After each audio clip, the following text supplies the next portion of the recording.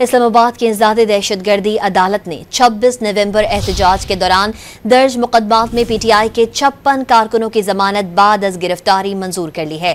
मजीद जानते हैं don news के नुमाइंदे ताहिर नसीर से। जी ताहिर नसीर, मजीद तफसीलात से आगाह कीजिएगा। जी बिल्कुल, देखें 26 नवंबर एहतजाज के दौरान पाकिस्तान तहरीक इंसाफ के जो गिरफ्तार कारकुनान से 56 के करीब उनकी बाद अज गिरफ्तारी दरखास्त जमानतों पर समाअत आज इस्लामाबाद की इंसदादे दहशतगर्दी अदालत के जज अबुल हसनात जुल्करनैन ने की। दौरान समाअत मुलजमान के वकील सरदार मसरूफ खान, मुर्तजा तूरी, मिर्जा आसिम बेग और अतीकुर रहमान सिद्दीकी अदालत में पेश हुए और उन्होंने दलाइल दिए कि ये मुकदमा सियासी बुनियादों पर दर्ज किया गया है। मुलजमान के खिलाफ थाना तरनोल और थाना कोसार में मुकदमा दर्ज थे।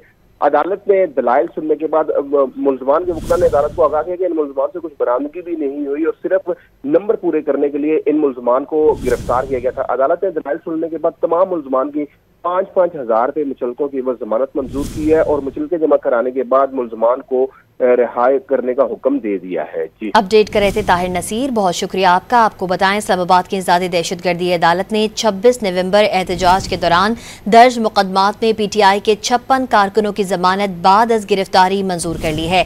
अहम खबर आपको दे रहे हैं, 26 नवंबर के मुकदमात में पीटीआई के 56 कारकुनों को जमानत मिल गई है। इस्लामाबाद के एटीसी जज ने जमानत बाद अज गिरफ्तारी की दरख्वास्त मंजूर कर ली है। जज अबुल हसनात मोहम्मद जुल्करनैन ने जमानत की दरखास्तों पर फैसला सुनाया है। अदालत ने 5-5 हजार रुपए मचलकों पर जमानत दी है। इस्लामाबाद की इंसदादे दहशतगर्दी अदालत ने 26 नवंबर एहतजाज के दौरान दर्ज मुकदमात में पीटीआई के 56 कारकुनों की जमानत बाद अज गिरफ्तारी मंजूर कर ली।